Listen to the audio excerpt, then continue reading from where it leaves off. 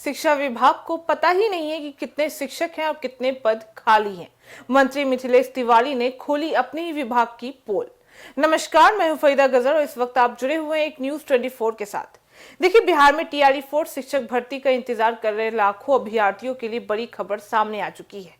लेकिन इस खबर से भी बड़ी बात यह है कि खुद बिहार के शिक्षा मंत्री मिथिलेश तिवारी ने अपने ही विभाग की कार्यप्रणाली पर गंभीर सवाल को खड़े कर दिए हैं।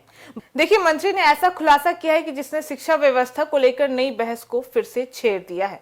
शिक्षा मंत्री मिथिलेश तिवारी ने साफ शब्दों में कहा है कि शिक्षा विभाग के पास आज तक यह सही आंकड़ा नहीं है और राज्य में किस सब्जेक्ट के कितने शिक्षक कार्यरत हैं और किस विषय में कितने पद खाली पड़े हुए हैं। यानी जिस विभाग के जिम्मे लाखों बच्चों की पढ़ाई, हजारों शिक्षकों की नियुक्ति होती है, उसे यह तक नहीं पता है कि उसके पास कितने शिक्षक हैं और कितनी की जरूरत भी पड़ रही है। मंत्री ने कहा है कि यही वजह है कि वर्षों से शिक्षकों की तैनाती में भारी गड़बड़ी देखने को मिलता रहता है।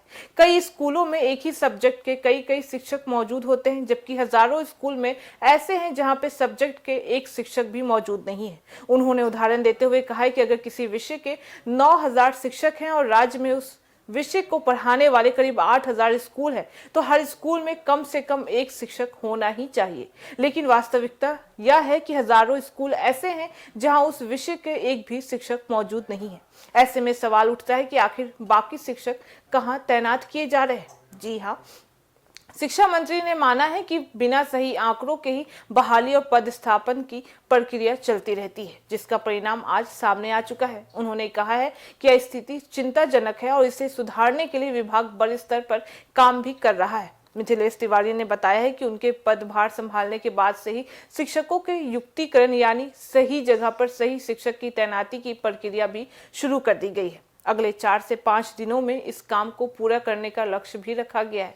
इसके बाद ही टीआरई 4 भर्ती की वैकेंसी भी जारी की जा सकती है। यानी टीआरई 4 का इंतजार कर रहे अभ्यर्थियों के लिए यह महत्वपूर्ण संकेत है कि सरकार पहले रिक्त पदों और शिक्षकों की वास्तविक स्थिति का आकलन करेगी, जिसके बाद से ही नई भर्ती निकाली भी जाएगी।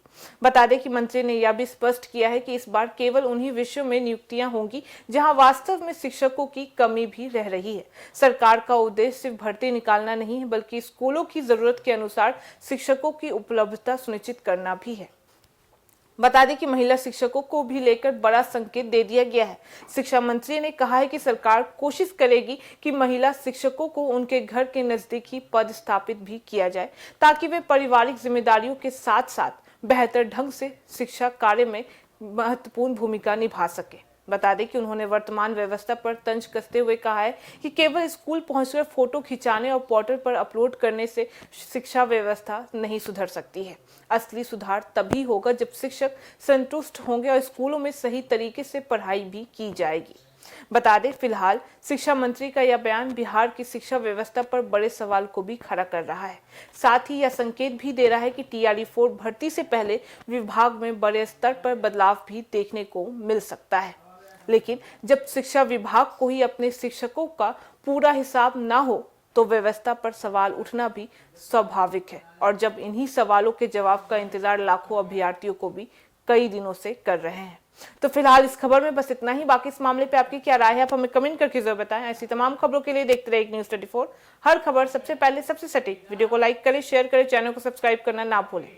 धन्यवाद।